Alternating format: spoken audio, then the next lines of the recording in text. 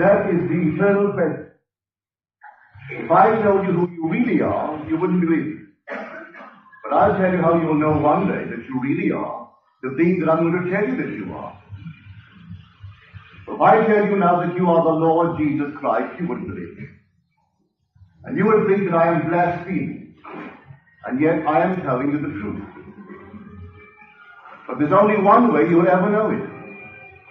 And there's only one way another will know it of you. In the 16th chapter of the book of Matthew, a question is asked, who do men say that the Son of Man is?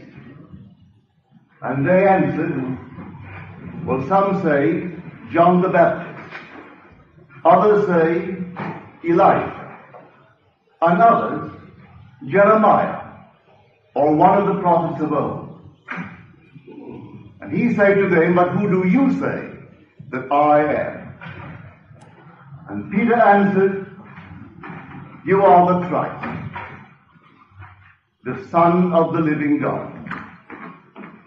He accepts this confession of Peter,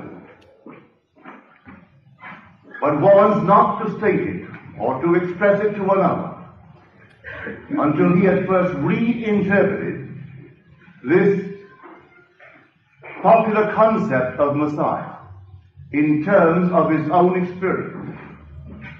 But he said to Peter, flesh and blood has not revealed this to you, but my Father who is in heaven, he has revealed it. No man can tell you to persuade you that you are. I could stand here from now to the end of time, and you are not convinced. But I'll tell you this night how you will one day be convinced. There's only one way you'll ever know you are Christ Jesus, who is God the Father. And that is through his son David, who will call you Father. There's a poem by Browning. He calls it Saul. It's based upon the first book of Samuel, the 16th chapter, the 14th through the 23rd verses. And in this, Saul is laid low with an evil spirit. And David restores him to health by singing and playing to it. Then David becomes a prophet and prophesies the coming of Messiah. And then he says to Saul, O Saul, it shall be a face like my face that shall receive thee. A man like to me thou shalt love and be loved by forever. A hand like this hand shall throw open the gate of new life to thee. See the Christ stand. He paints a word picture of the one being that would reveal to a man who has lost his mind, for Saul had lost his mind and did not know who he was. This very moment, if you knew a family, I'm one of a very large family, 9 brothers and 1 sister. If one of my brothers, this very moment, became the victim of total amnesia, and the rest of us stood in front of him and tried to persuade him that he is our brother, he is not persuaded. If I brought all of my friends who know him intimately and tried to convince him that he is of a certain family, of a certain identity, you could not persuade him. If I tell you that you have forgotten who you are, that travelers from eternity pass into bodies of flesh and blood and forgetfulness, travelers to eternity pass to the Father and remembrance. Now this is exactly what's going to happen to you one day. In my audience in L.A., as of today, they are over 12 who have had the experience.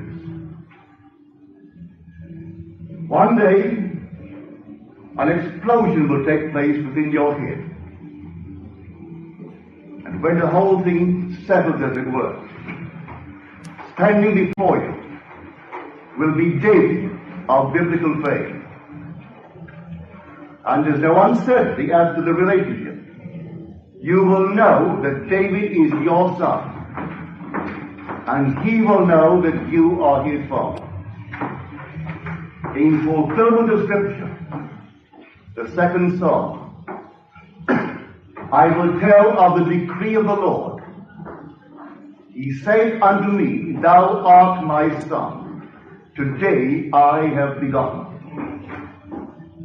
You will never know that God gave himself to you in any other way than the one way when his son calls you father. When he calls you father, you will know who you are. And then you could tell it for the rest of eternity, and no one is convinced until they have this experience concerning you. Now I tell you, there's only one body. That body is the Lord Jesus Christ. There's only one Spirit. There's only one hope. Only one Lord. Only one faith. Only one baptism. Only one God, who is the Father of us all, who is through all, above all, and in all. And this is how you will know that the man who dares to claim it really is what he claims. Now let me give you the experience of two ladies from L.A. I know what I've experienced. I can write it as I have. I tell it to others, not convincingly, because it seems, I told you earlier, it seems blasphemous. For you and I have been trained to believe that a man 2,000 years ago was the Christ, and only the Christ, and no one else is Christ. In spite of Scripture that tells us, do you not realize that Jesus Christ is in you? Well, if you're perfectly honest with yourself, you would say, no, I don't know it at all. But read it in the 13th chapter of 2 Corinthians. Do you not realize that Jesus Christ is in you? And he who is united to the Lord is one spirit with the Lord. And that he shall change our lowly bodies to be of one form with his glorious body. But now here are the two experiences. A lady finds herself in a large interior. The entire front is glass. They are marble columns, and it's very sparsely furnished. There is but one chair, and she finds herself seated in it. Looking through the glass, she sees a carriage, self-propelled, coming to view. A door opens automatically, and out steps from this door the speaker, dressed in normal clothes, wearing an Inverness cape. I came into the place where she was. I ignored her. I showed no recognition of her, but began to speak on power, infinite power. And she looked and she said, why, this is Neville. But it is God. It is Neville, and he is God. And she kept on repeating this. Then I came to the end. I still did not recognize her. I paid no attention to her, just speaking, proclaiming power. Then she said, as though by appointment, the carriage came into view once more. I turned and re-entered this carriage and vanished. The whole thing vanished. It was sheer power. When I was sent to do the work I am doing, it was power who commanded me. I was first embraced by infinite love, and I fused with it. But while I'm one with love and its man, the risen Lord, I was taken before a being who was infinite power. Now you might think it's another being. No, God plays all the parts. God is a protean being. Like Proteus, the legendary sea god, in the service of Neptune. He could assume any shape, any form, any body in the service of the one who sent him. So infinite power is the same being who is infinite love. And we are told in Scripture that Christ is the power of God and the wisdom of God. So in seeing me speaking only of power and the infinite power, she knew who I was. I can tell her from now to the beginning, from now to the end of time. I could not persuade her. She would have to have it shown to her by the only being that could show it to her, and that is God. For God speaks to men through the medium of dreams, but he reveals himself through the medium of vision, as told us in the 12th chapter of the book of Numbers. So had she not the vision herself, I could go from now to out time, and I could not really persuade her of the truth of what I'm talking about. Then another lady, as I came upon a scene. It was an enormous scene, and every type of person was present, all different nationalities. And strangely enough, they heard you in the tongue wherein they were born. And you are simply standing not on the water, you're standing on the beach, but to your back was an infinite body of water, like a huge lake, but you saw no shoreline. And there you were clothed in a white robe, and you were speaking to the entire crowd. I knew you were Neville, and yet at the same time I knew you were Jesus. And there was no uncertainty in my mind. I knew this is Neville, and I also know that is Jesus. Now that seems insane. If I know from experience, everyone in this world is the Lord Jesus Christ. There's only one body. You do not lose your identity. You remain what you are. You're John, you're Mary, you're Peter. You remain the individualized being that you are, and yet you are Jesus. Yet you are God. And everyone is destined to move towards the fulfillment of that which was in the beginning determined to be all God. There's no room in eternity for two gods. No room in eternity for another. But you and I separated from God, the Father, in the sense only of losing memory as to who you really are. That's a separation. If this very moment I cannot remember who I am, I haven't gone any place, but I certainly have separated from the being that I knew myself to be. So when I say that we are separated from God, I mean it in that sense. So separation from God at once is a tragedy and a triumph. It's a fall, and yet it is the beginning of a new creation. And this separation, which is now incarnation, and complete incarnation is essential to individuality. A complete incarnation, which will now entail complete forgetfulness of the being that I am. When I drank that cup of forgetfulness, as he said, shall I not drink the cup which the Father has given to me? The drinking of the cup is forgetting who I am, and believing that I am a little being of flesh and blood. So everyone came out from the Father. But he said, I came out from the Father, and I came into the world. Again, I am leaving the world, and I'm going to the Father. So coming out from the Father is simply forgetting the being that I am, and believing myself to be this fragmented being, seeing billions of us, and I am now at war with my fragmented self. Not knowing that everyone I meet is my very self pushed out. There is no other. Until this experience happens in man. And when it happens in man, he doesn't go and shout it from the housetops. He tells it to an intimate circle.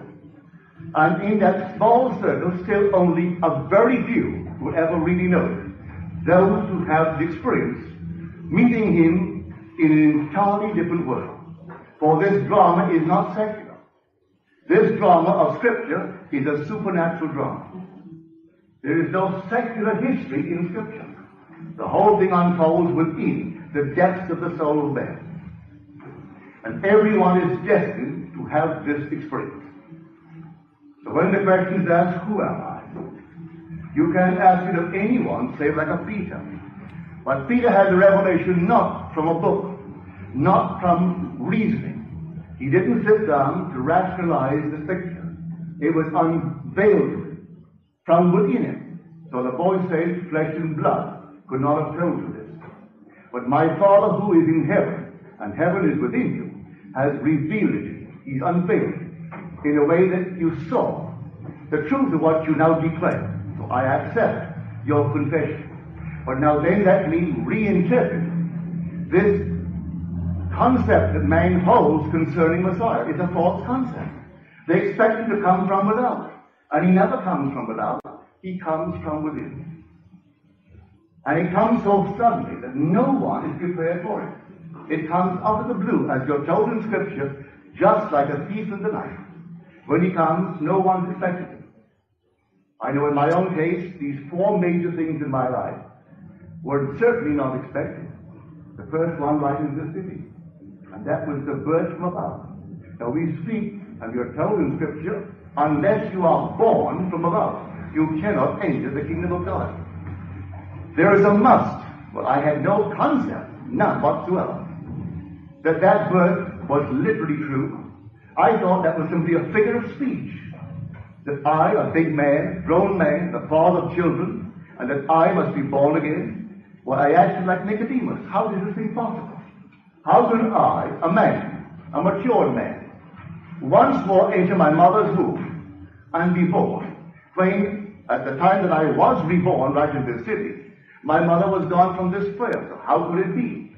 I didn't realize in that day, which was 1959, that drama was literally true until within me the whole thing began to unfold. When my whole head became the most intense vibration, and I found myself waking from a long, long sleep. And where did I wake? I woke within my skull. My skull was a tomb, and it's sealed. And then I came out of it like a child coming out of the womb of a woman. And then the entire drama of Scripture confronts me. Here, the wind, as told us in the 3rd chapter of the book of John. When he tells Nicodemus, you must be born again. And that word, translated again, is the Greek word anothe, which means from above, that is from God. Literally from above. Not from the womb of woman below, but from the womb of God above, which is the skull of man. That's where the real man began to dream this strange, peculiar dream of life. And that's where man will awaken. And out of that tomb, man will come. So he awakes, and awakening is a resurrection. You wake from the long, long sleep. It was so profound, it seemed like the sleep of death. For you are in a tomb, and you know it's a tomb, yet you know it's your skull. And out you come. And then the wind, the peculiar, unearthly wind, and you feel it and you hear it. And your attention is diverted from that body out of which you've just emerged. You're only diverted for a matter of seconds, and when you look back, the body is gone. In fulfillment of Scripture, where have they taken his body? The body is gone. But in its place, you'll find 3 men. In my case, were my 3 older brothers. And there they were, where the body formerly, a few seconds ago, lay. They are 2 disturbed by the wind. And one, who is now gone from this world, he rose and started towards what he thought was the cause of disturbance over that end. He made not more than a couple of steps when something attracted his attention on the floor. And looking down, he said, why, it's Neville's baby. My other 2 brothers said, how can Neville have a baby? With this, he doesn't argue the point. He lists the evidence. He lists a little child wrapped in swaddling clothes and puts it on the bed. And then I lift the little infant, and in a most endearing term, I said, how is my sweetheart? The child had the most heavenly smile. As it broke into this smile, the whole scene dissolved. And that was the first of the major acts. Then came the other 3 mighty acts to complete the 4 sides of man. So I know from my own personal experience, I'm not theorizing, what is in store for every child born of woman. It doesn't really matter if those that you know beyond the veil did not have this experience. They're not dead. Nothing dies in God's kingdom. They are restored to life, instantly restored. That I do know from my own experience. No reincarnation, they're restored. And they're young and new. Same body, in a world terrestrial just like this. And unaccountably new. I can't describe it. How can someone born at the age of 90, withered and shrunken, in pain, and when you see them, within a matter of moments, they are only 20 years old. They're not little babies. They are young, unaccountably new. No limb is missing. If they had a limb missing, it isn't missing. If they had hair missing, teeth missing, legs missing, it is not missing. So tonight we will show you what I have done in the past with great success and how it operates. Now, if I wanted something in this world, and who doesn't, I would formulate an act which would imply that I have it. And then in my imagination, I would simply, having performed that act, I would yield completely to this being within me to execute it. I would fall off into sleep, convinced that he heard me, that he saw my act in faith. I simply yield completely to him, having acted. It's an act of self-commission. I perform the act. What act? I act as though I had what I sought. I act as though I heard that you have what you asked of me. I perform an act, and then I yield completely to that depth of my own being, who is God, and allow him from that depth to externalize it for me. All I have to do is to completely yield to this being within me, for he has ways and means I, on this level of my being, know not of. I rise then under compulsion.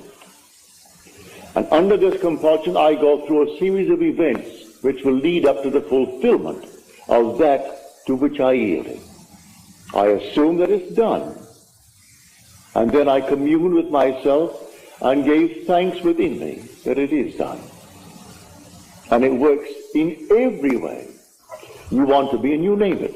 You want to be successful in the world of Caesar, in dollars and cents, nothing wrong with it.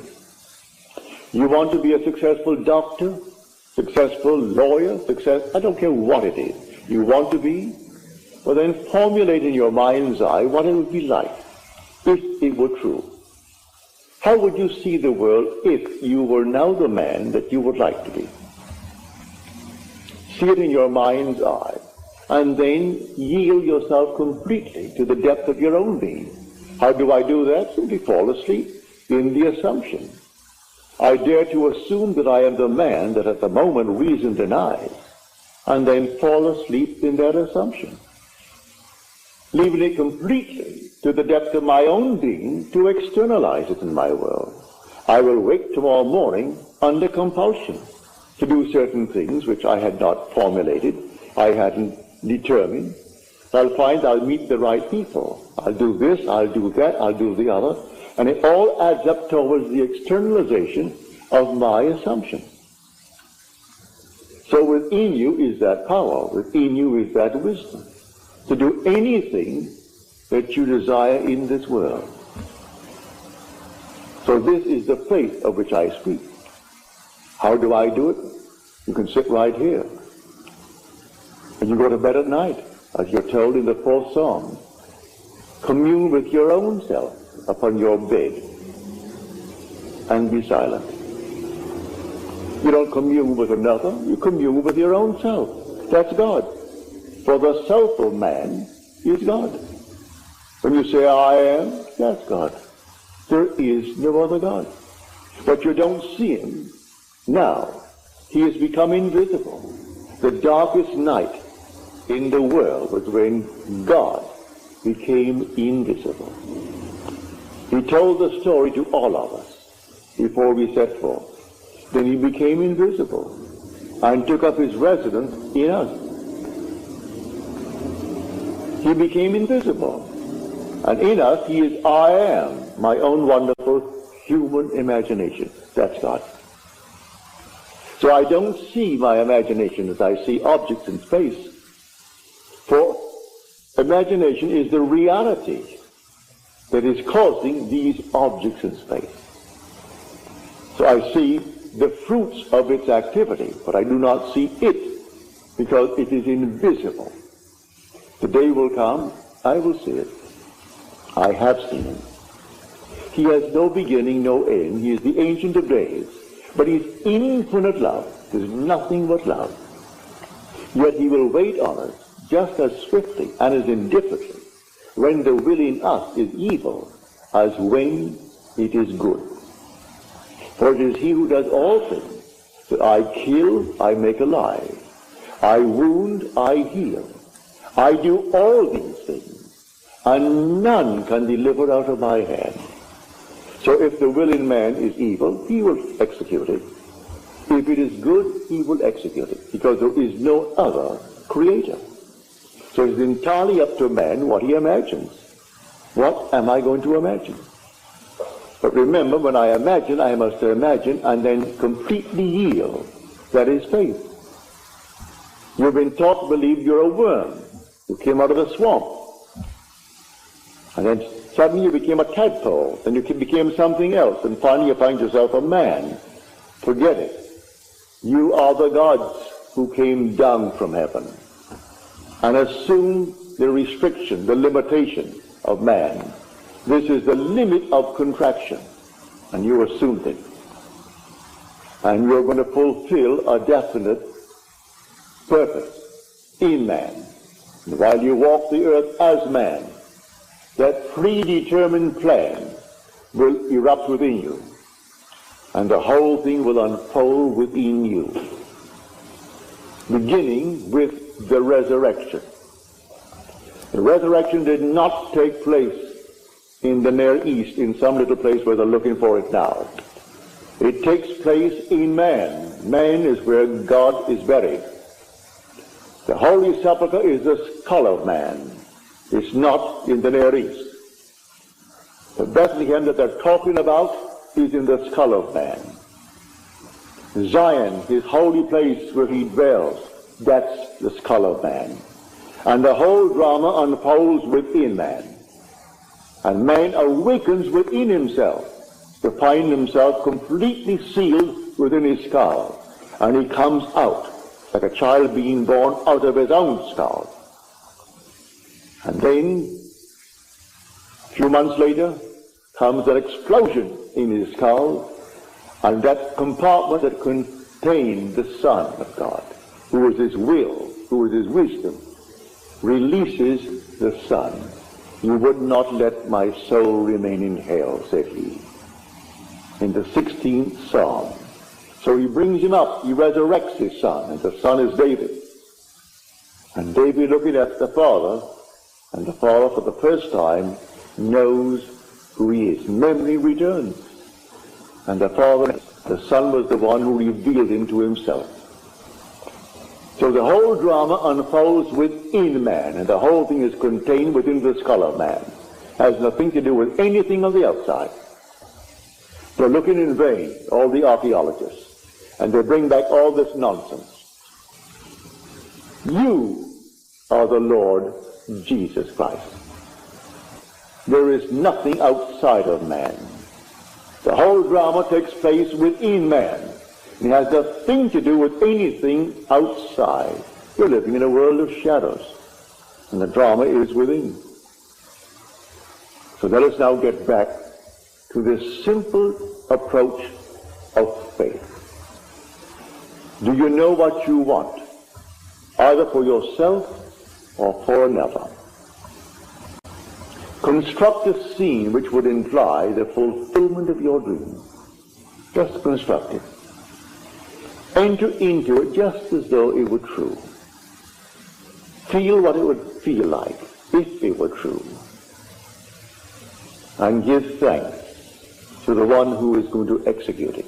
It's your own being, I grant you, but he is the depth of your own being. He is the Father. You haven't yet found him, but he is the Father. And you are now on the surface of your being. So fall asleep in the conviction that things are as you desire them to be, in confidence that he will execute it. I use the word he, it's yourself. But for clarity's sake, I say he, because you're not aware of him as yet. You will be one day. Everyone will be aware of their being. And because that being has one Son, and that one Son is the Son of all, we are one. There's only one. There aren't millions of gods, only one God. But the one God is made up of a brotherhood. And we are the brothers, raising ourselves to the level of the one God. But I've been sent to tell you this, and tell you I will and must. If only a few hear it, what does it matter? You hear it with conviction. Because I tell you the truth, it will last. I am not here to set up some little ism. I am not here to speculate and try to set up some little philosophical setup that may work. No. I want no church, no ism. Just to tell you who you are. And you will tell it to others, and others will tell it, because in the end you're going to prove it to be true. You can't rub it out because it is true. All that I have told you is true. I'm not speculating. I'm not theorizing. I stood in the presence of the infinite being and his infinite love, and he embraced me. And he sent me after he embraced me. Therefore love embraced me. Therefore guided by love, we became one body. People are misled morning, noon, and night by so-called holy men. Forget it. Man comes to you telling you he's a holy person, turn around and start running. All these holy fellows, they just simply meet you and meet another crowd, and next thing they do, they run to the bank with what was in your pocket. Picked up one fellow here, he's flying off to Switzerland. He was in Spain after having collected a fortune. They found $300,000 on him. And he was at the Maharishi that came up through this country. It wasn't the Maharishi, it was his secretary running off to Switzerland, where you'd put it into your Swiss bank. And all the people fall for it morning, noon, and night. And so if you're taken over, you hate to hear it, because people hate to know that others know they were beguiled. And so those who gave their fortunes to him, $500 to teach them how to meditate, of all the nonsense in the world. Teach you how to meditate? It's just a simple, simple thing. You don't meditate on your navel. You don't meditate on any of these things whatsoever. You know what you want? What would the feeling be like if it were true? What would it be like? Assume the feeling of the wish fulfilled. Well, anyone can do that. A child can do that. What would it be like if it were true? That's meditating. Now yield completely. And the being within you will take that and externalize it for you. Meditating on your Kundalini fire and all this nonsense.